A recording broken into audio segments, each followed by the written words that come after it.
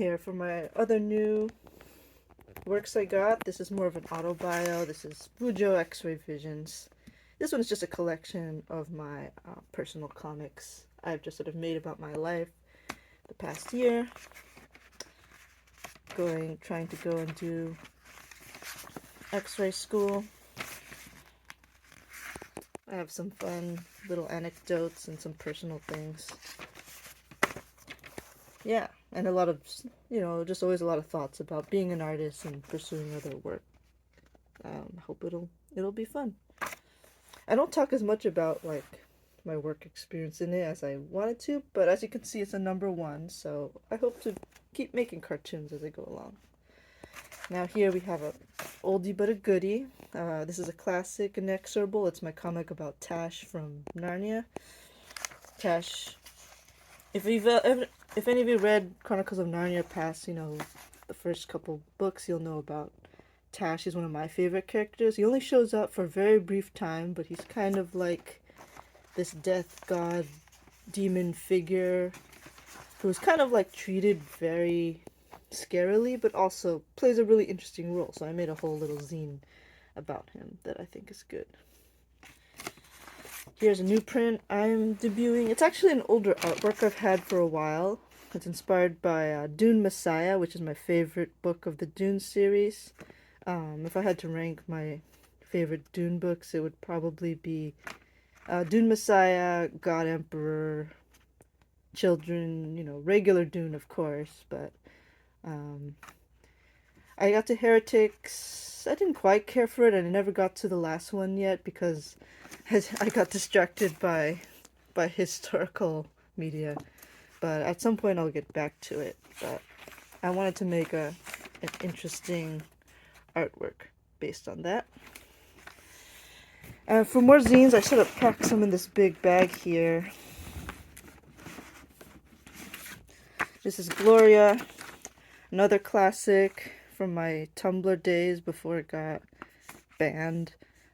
This is the zine that kind of got me really into zines because it's the comic that really took off on Tumblr, and I sold a lot of copies. It's very simple now that I look back on it. I did it all in pen and ink on one big sheet of Strathmore paper, and I scanned it all, and then I made this book.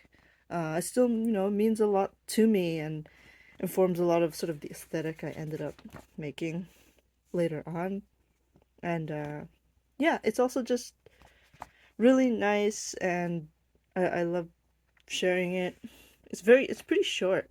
I feel like ever since I made this, I've tried to make things that are more longer or more complex, but it's nice returning to something that was made fairly simply, and just because I really wanted to convey an idea. And this is The Wanderer. This is another one I did a few years ago. This is one of my favorite, I think, comics I've ever made.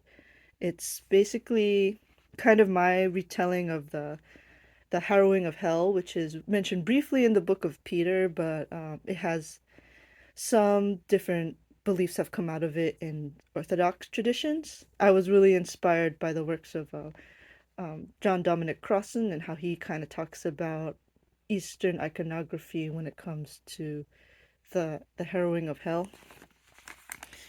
And that's sort of, it's basically about like an angel of death who is in sort of an underworld. It's not exactly a hell in the modern Christian sense. It's a bit, I was inspired more by the ideas of, Hades, Gehenna, kind of more ancient world, underworld of death place. And, if spoiler alert, it's basically about Jesus's time in what would be known as Hades, and the idea theologically of basically the release of the prisoners from death, or like the defeat of death, which is a very important concept in some in some streams of Christianity that I really connect with and wanted to kind of express in my own way.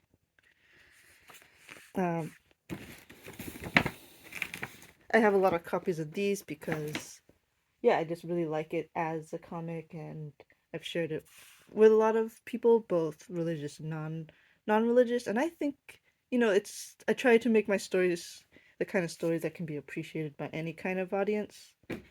When I and Speaking of religious theme stories, here's another classic for me. This is 30 Years.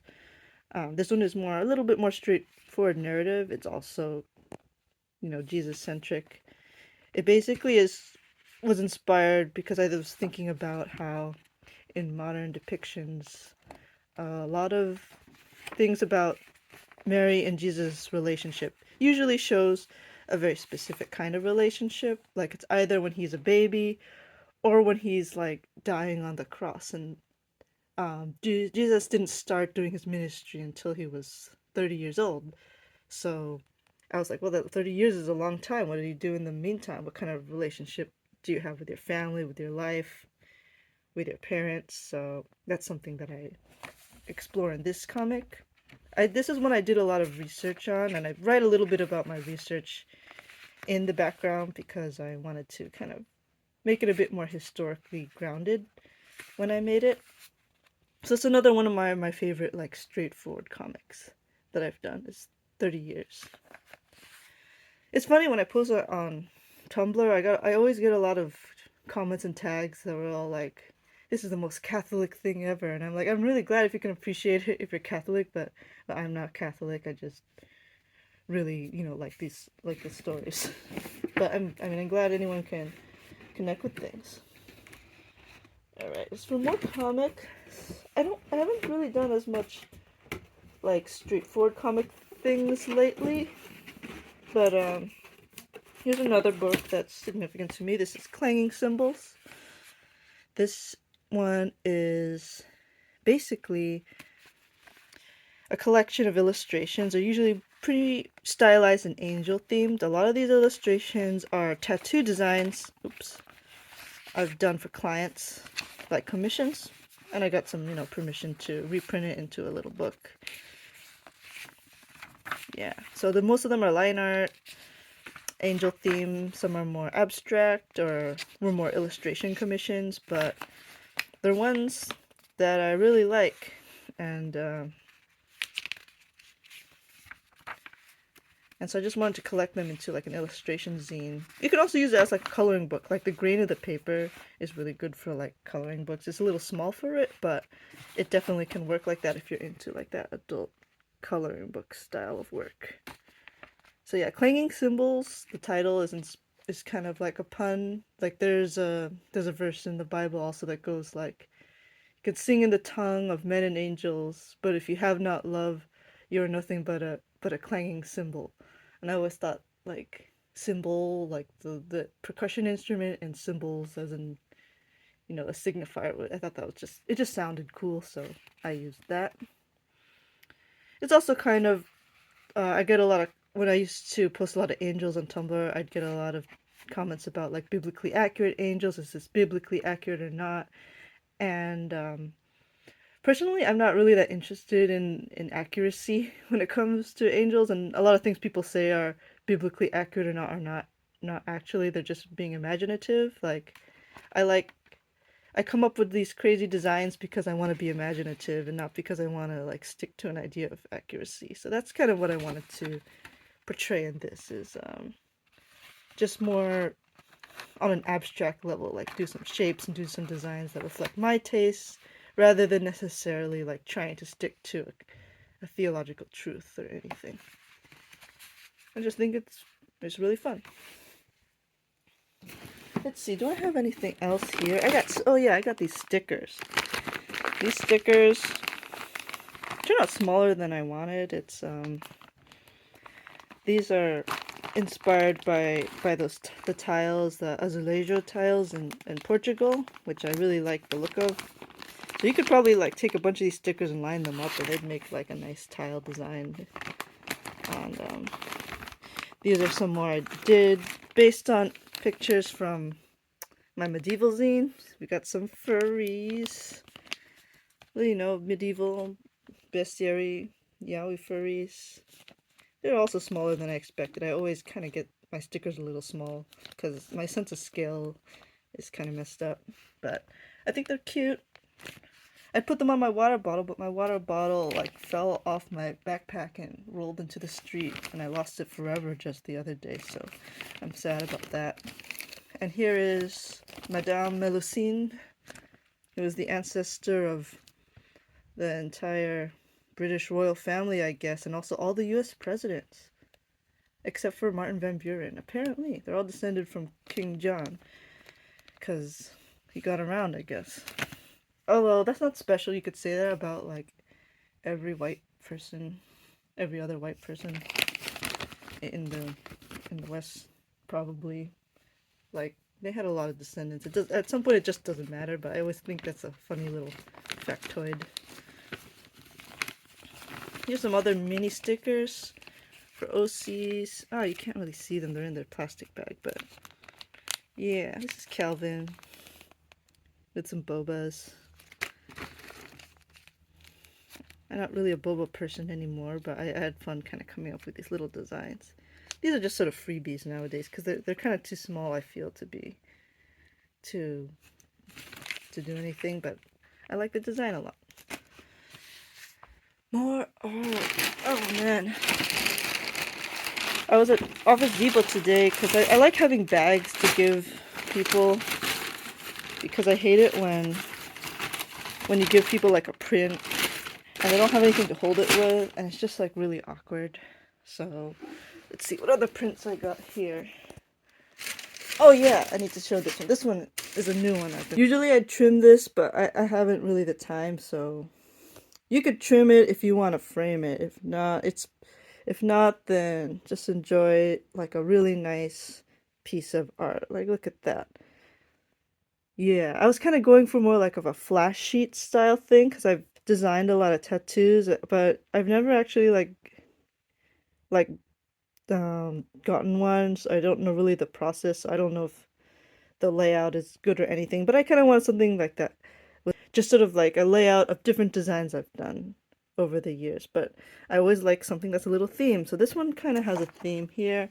My title for it is the Sons of God, which is inspired by, like, in the Genesis, kind of the mysterious origin of the Nephilims. It talks about like the sons of God, who kind of latent polytheism of the Old Testament / Hebrew Bible is just so interesting culturally.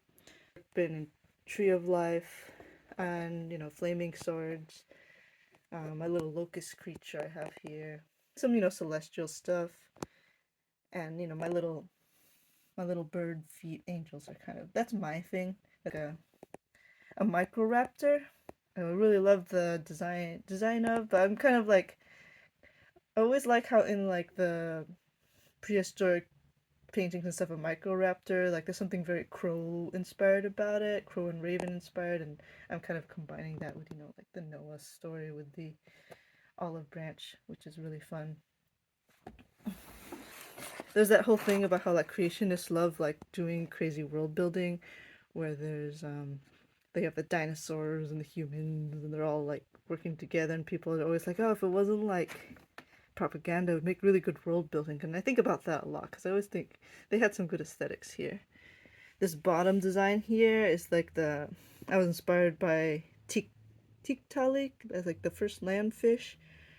I kind of wanted to do something inspired by that, but also the hellmouth here, this inspired by medieval hellmouths. I always love their kind of freaky looks and how they're always like kind of shaped to be in the corner of things. And I was also inspired by, in Psalms and in Genesis, they talk about like a creature called Rahav, who's kind of like a water sort of creature, and I think it's supposed to be connected kind of like with Sumerian or early Mesopotamian deities like Tiamat, or kind of that proto mythology. And I always thought that connection along with biblical things is really interesting. And of course, oh, I mentioned a burning bush. You can't not have a burning bush. But yeah, I'm just basically me having fun with designs, doing a nice layout, kind of similar to what I'm doing in clanging cymbals, but in like a more fun, poster slash flash sheet design. So I'm excited to share this. I kind of got the idea when I was in class during lecture, and it came together really quickly since it's a lot of shapes and familiar things for me. So I'm happy to display it. And for something a little different, but also that I want to share, I have a lot of things coming in, but usually I try to have a balance. I have a lot of zines, but zines are hard to see, so I try to have a few like eye-catching posters or something because I think that attracts attention and people look at the posters and it makes you interested in what's in the book. So here's a new illustration. I just did another baby Philip Augustus. He's like really my model actually for most of my cover stuff, which is funny because I think like Richard is actually more my personal favorite, but like I love objectifying Philippe. He's just sort of like very poster boy, cover boy at all stages of his life. He's just there to kind of like exemplify a very snooty um a very snooty aesthetic, I guess. So this painting here, I had a lot of fun. I was inspired by a lot of not 12th century, a little bit later, like I guess 13th-ish century, 14th century illustrations that kind of depict his birth. Where there's always like a lot of people who are just fawning, and then I love there's some ones where there's God or an angel, someone's just popping out of the corner. I love that in medieval work. I just love that so much. So I had to do something like that. And the picture is this one is inspired by a dream that was reported. This is in the Gesta Philippi Augusti by Rigor, and he talks about a vision that Louis VII had, where he saw like, oh, I imagine, my son, and he was surrounded by the vessels of France, and he was drinking their blood, and it was so dramatic, and I always thought that would make a great picture, so I made it into a picture. I mean, will anyone like buy this? I mean, I think it looks cool, but I don't know. Yeah, monarchy sucks, but they have some great like historical aesthetics. So yeah, that's what I did. I always like the limited palette that a lot of medieval works have. So it's kind of a simple print, but yeah. Speaking of prints, I also have one of like I'm not gonna put in this video because it's the not safe for work one, but yeah, the one I've been selling as a print, which is the sacral anointment one. I'll have that one too. I'm not sure if I'm gonna be allowed to like display it, but I might just have like a covered up version, and then just if you buy it, then you get like a discreet wrapping sort of thing. We're all mature here, and I specifically requested to be in the mature section with the adults. So hopefully people will get to its audience. That's what I hope. I just really love sharing stuff. Do I have any more zines? Oh, some more old ones that I really like from Tumblr. I made some really nice stuff back when I worked in pen and had like the cool Photoshop tones, which I like a little better than the Clip Studio ones. Like, this was just so fun to make. I don't really like do this as much anymore. But maybe in my sketchbook, but I feel over the years I've become like a lot more I don't know, careful, or it's harder to let loose with drawing when you do a lot of digital stuff. So sketchbooks are always great. Here's some like these ones I'll probably give out as freebies since these are pretty old, and I mean I think they're kind of nice to give away. This is one, Anastasis Uprising. This one was also inspired by John Dominic Crossan's theology stuff.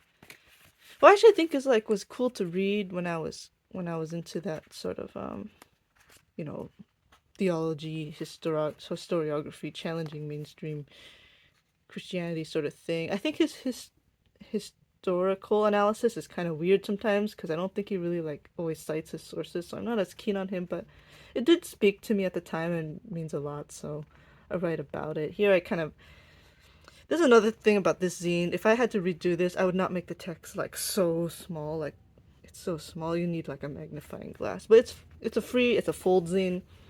So, and it's about, I just wrote about like gender, um, binaries and binary crossing stuff in biblical works, and you know, and I talk a lot about the mandorla, which is one of my favorite medieval symbols of, and how it kind of, you know, it represents you know, an overlapping of binaries in that sense. And I don't know, it's one of my favorite symbols in that sense, because, you know, on one hand it is very yonic, but at the other side, like the fact that it represents, you know, overlapping of circles, overlapping of worlds. I always thought that was very poignant. Also, one of my favorite, you know, paintings I learned about in my class, I always thought this painting was very tender, and there's a lot of I don't know, queer connections you can make with a lot of this old art. I made a lot of these fold zines. They're really easy to make, and they're just so good when you use like a nice big piece of paper, because then you have more room. These are kind of some old doujin stuff from my Promare days. I was doing like this crossover. It was basically like Promare and The Unbearable Lightness of Being by Milan Kundera, which you know, it's just the most random thing. But you know, I think it makes a little sense. I had fun with it. It wasn't very serious, but I did this all like really quickly, and it's just fun to make something quick for yourself and your friend and your like 5 friends who are into what you're making. So I still have a bunch of these rolling around. I don't know if anyone wants them, but if you do, just for the sake of it, let me know. There's a pile of like old stuff here I'm not bringing with me because it's just kind of old and I don't have enough like copies to really warrant it, and you know, it's getting heavy. Like the load of zines to bring, it gets kind of heavy, so what do I have here? Well, this is like my first doujin I made. I made this like back in 2020. Good intentions. This is my Cralio scene. Also more Promare. Those of you who knew me from the Promare era, hi. I remember all of you. You guys were great. Yeah, so this was just really fun to make. I did it all in Clip Studio. It's just I think like it's free to read online. My old Tumblr got deleted, but I think I put it up on Archive of Our Own if you want to look down there. It was just really fun to make this sort of thing because, you know, it was fairly cheap to print. I just printed it, you know, on some regular fold paper saddle square stitching, and you know, I got to be really inventive with the comicking of it. It's, you know, it's not really in vogue now, but I mean, this is one of the works that I feel like personally means a lot to me, so I like keeping it around for myself. Let's see, this one's here. I made this last year. This is a group zine I did with a bunch of friends. It's about how, you know, Sarazanmai anime changed our lives, because we all met each other and we all made connections and stuff from it, and it meant a lot to us. So this one's a little different than the stuff I usually do, because it's actually a writing zine. So there's actually like some essays, some photos. There's some artwork too, but it's mostly a lot of writing in this zine. Yeah, so this is more. That's the great thing about making zines, that you can kind of make them about like literally anything. And this was really nice to organize. It took me a long time because it takes me a long time to like coordinate people, and I kind of procrastinate a lot on putting it together, but it was just really nice to complete. So you should check it out if you're into this sort of format at all. More old stuff. I only have like one copy of each of these now. Like, I could reprint them, but I don't really feel like it right now. This is Draw a Circle. There's the world. This is my Hitalia illustration zine. It has a lot of old, you know, pen and ink drawings. Once again, you know, the Attack of the Pen and Ink drawings. These ones I did a lot of back in college. So this was basically another art book compilation zine. I have a lot of surreal comics in here. One thing I'm just really proud of this is the illustration design I did for the covers. Like, I was very influenced by, vintage print illustration, so I always love adding a bunch of detail. Yeah, this is one of my favorites I've made, and I'm not really in the fandom anymore. Like, most of my fandom stuff, I'm not really there for, like, the longest time, but I mean, a lot of my early internet friends and early art influences were in the fandom, so this was kind of my, like, crowning achievement, I guess you would say. And I got to a lot of people, and I'm glad I could connect with a lot of people because of it. Maybe I'll reprint it again someday, but it's not really my priority right now. But with, like, most things, they're not too hard to produce. It's just, as you can see, it gets kind of unwieldy after a while. Yeah. This is another historical zine I did for last year's Zinefest. My Richard and Philip zine, inspired by the famous quote. And here I have my, it's not educational, it's yaoi, with my little bird Sona here. Which is true. It's not, that's one thing I always get, like, a little self-conscious of when I do historical themed stuff, is like, someone's gonna pop out of the bushes and be like, oh, why are you doing it? It wasn't actually gay. Why are you, like, spreading misinformation? I'm like, I'm not really trying to spread misinformation. I'm trying to be an artist. I'm trying to be a Fujo here and have fun. I am also trying to get a lot of information for myself because I like researching and I like knowing a lot of things. But in the end, a lot of this is for fun. I'm not reprinting this because I just wasn't really feeling it, and I feel more proud of my newer work. At some point, maybe I'll reprint it. It's just really short, and I feel like I would want to add more if I ever did reprint it, to make it worth everyone's while. That's just my take on it. Like all my comics, it's available to read online. Pretty much everything I make here, it's available online for free in some capacity or another. It's just, of course, I like printing things in neat paper colors, and it just has a different feeling. Oh, this is another one from a couple years ago. From just last year. This is my Riddle the Batman 2022 zine. I spent so much time on this. This one was one of the longest ones I made, too. Yeah, I still really like this cover design. It took me forever to do, like, the lettering on it, make sure it all fit together. Yeah. Yeah, I was really into... The thing is, I didn't even really like the movie itself. I just really liked the ship, like, a lot. So, I think I was just, like, as you could see, I was, like, really projecting a lot of my Victorian delusions on it. And I was having a lot of fun. I had a lot of fun with it.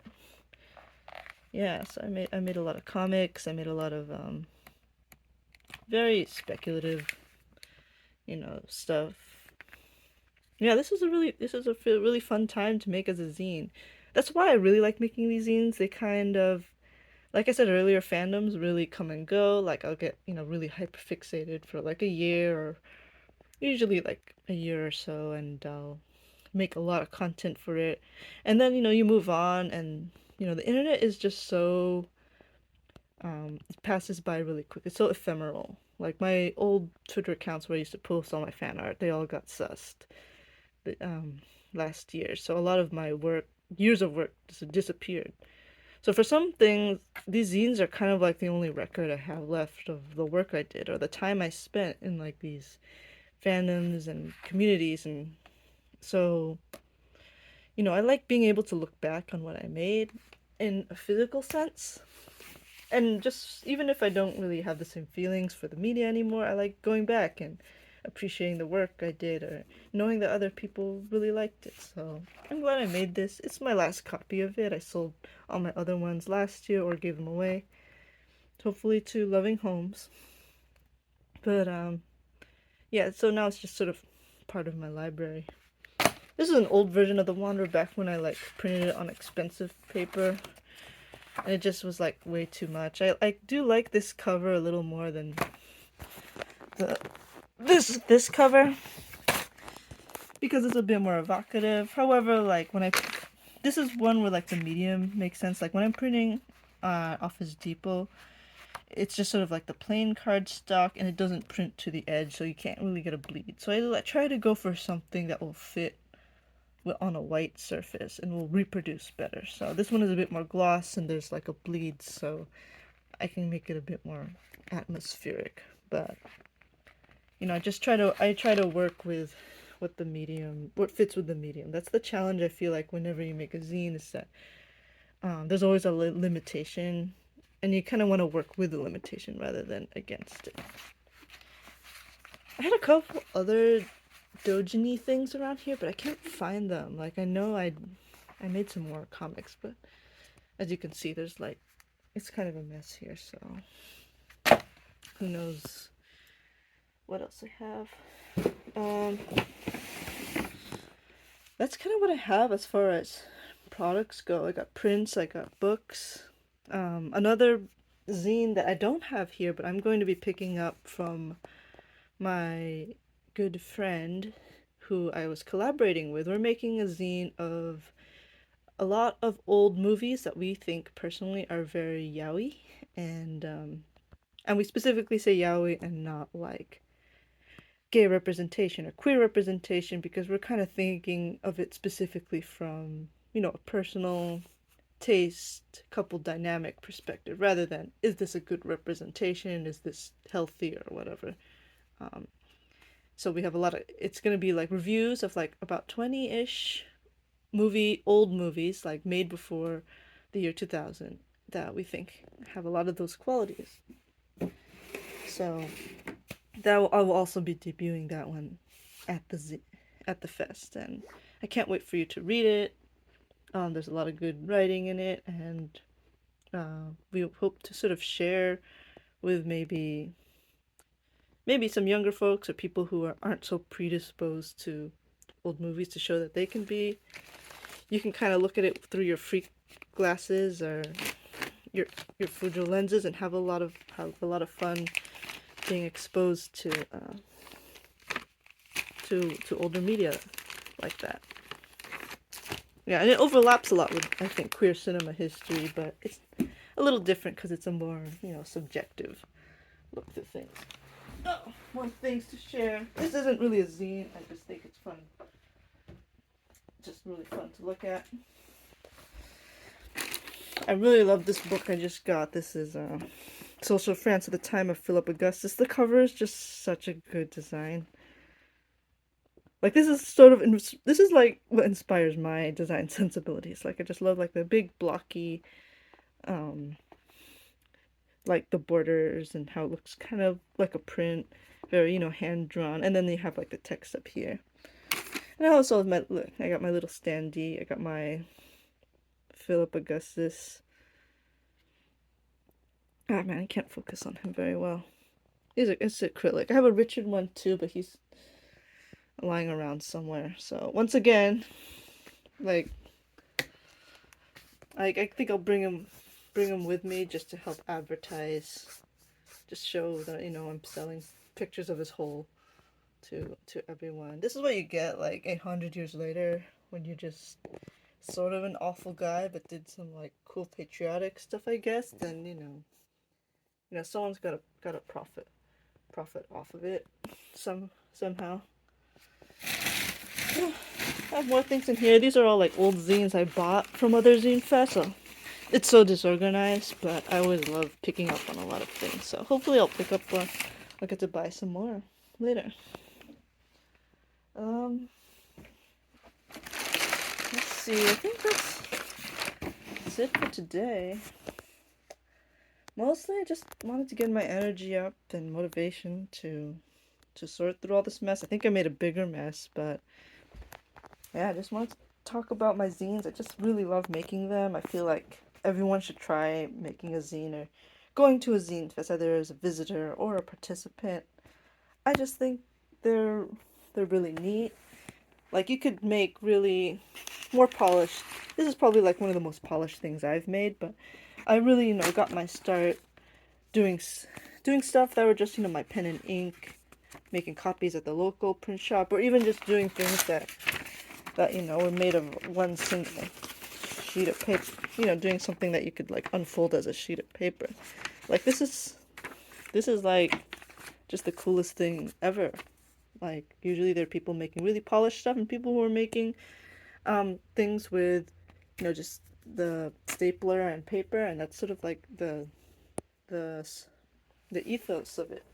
I feel like my work isn't really all the deepest ever. Like I'm very aesthetic. I really like doing things for the look of it, and some things have more personal meanings to me. But I'm glad that I'm able to share that with people and have other people share their work with me too. And yeah, so I really can't wait to go to the Zine Fest. I just wanted to record. This is just very rambly, but I like talking about my work and looking back and feeling really nostalgic about it. I always want to keep making things and sharing them. And internet is good for one thing, but in person, it's pretty rare where I really get to go out to do this sort of thing in person. It's really its own experience. So hope to see you there.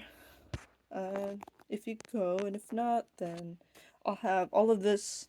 I'll have up on my online store as well. So you can go and ask about that. If you live internationally, might be a little more pricey, but usually I try to work it out. If it's like light media mail, um, usually, hopefully, like it might take longer, but hopefully not like an arm and a leg. But we'll see. All right, ciao ciao.